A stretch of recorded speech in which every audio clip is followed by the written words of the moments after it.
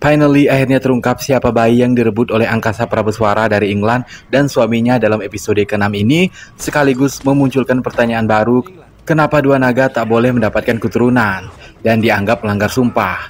Akankah anak hasil perkawinan dua naga akan menjadi sosok terkuat dan tak bisa dikalahkan oleh naga-naga lainnya?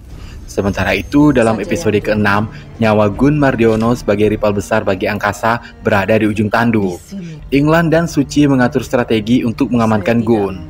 Namun, apakah England sebaik kelihatannya atau ada udang di balik batu di antara semua ini? Berikut combo review Tira episode 5 dan 6. Check this one out. Lontar naga Tira menghentikan kematian anak-anak dan mengembalikan tiap satu naga mati, satu anak akan hilang. Suci mendapatkan masalah pelik di lokasi syuting ketika sedang melakukan adegan terbakar. Ada sekelompok orang yang melakukan sabotase dan menyebabkan Suci benar-benar terbakar. Naasnya ketika dibawa menggunakan ambulan, para petugas yang ada di sana rupanya komplotan Haikal yang memang ditugaskan untuk membawa Suci ke hadapan angkasa. However, Suci has the power self-healing now. Tubuhnya yang terbakar dapat pulih dengan sangat cepat tanpa meninggalkan bekas luka. Ia mampu membebaskan diri dan pada timing yang tepat, Victor, anak buahnya England, datang untuk menjemput Suci.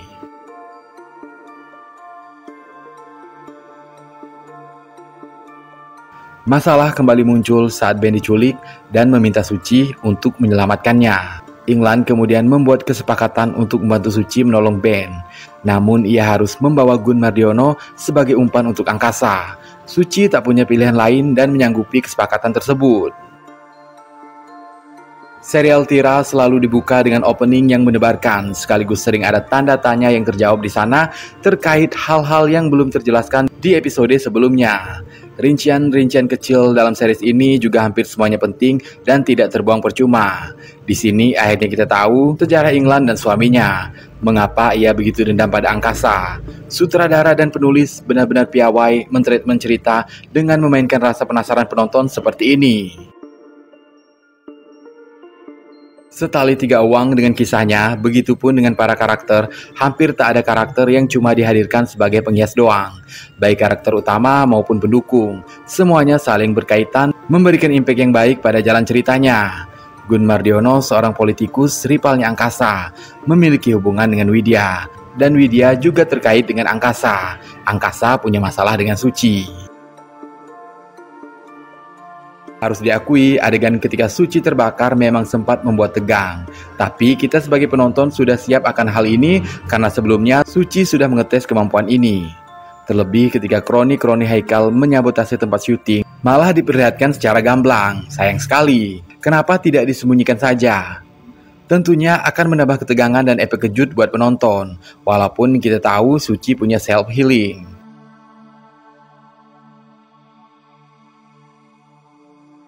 Selain itu, respon orang-orang di sekitar Suci pasca kebakaran menimbulkan pertanyaan dan agak tak bernalar. Suci habis kebakaran loh, bahkan nyaris gosong. Namun tak ada bagian manapun yang memperlihatkan para kru, Widya dan orang tuanya benar-benar khawatir pada Suci dan mereka sama sekali tak mempertanyakan bagaimana bisa Suci sembuh secepat itu tanpa meninggalkan bekas luka sedikit pun. Kemudian chemistry antara Marcel dan Karina Swandi juga terasa hambar, tidak klop bahkan annoying. Kalau Mimin pengen cepat-cepat skip saat melihat adegan keduanya, berbanding terbalik dengan chemistry antara Ben dan Suci, selalu pengen melihat mereka sama-sama.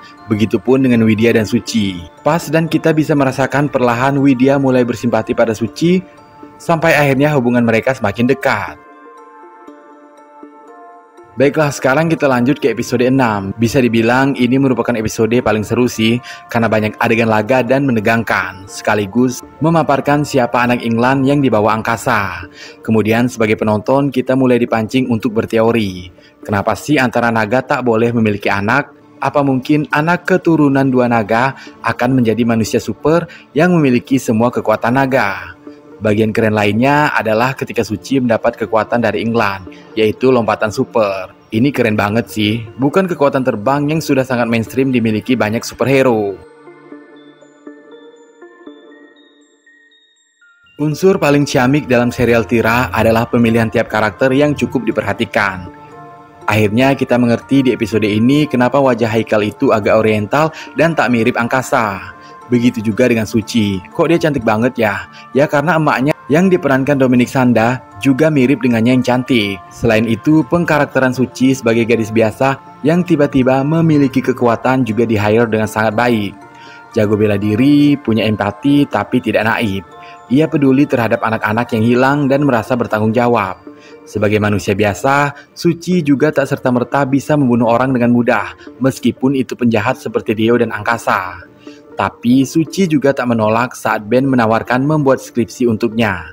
Ia berbohong pada orang tuanya, dan sebagai gadis biasa, ia juga suka menggosip, menceritakan aib Widya dan Gun Mardiono, karena Suci superhero, bukan superhuman. Ada satu adegan yang unfaedah dan seharusnya nggak usah dimasukin ke dalam cerita, yaitu ketika para tentara yang seragamnya mirip-mirip army di film Hollywood muncul untuk menyelamatkan Pak Gun. Tapi kayak receh banget sih. Bahkan Pak Gun menanggapi mereka dengan B aja, seakan pengen bilang, nggak guna banget sih.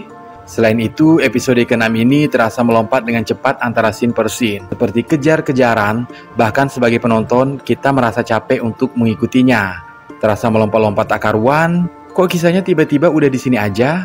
Seperti nggak ada sambungan antara scene satu dan scene lainnya jika kita tak benar-benar menyimak.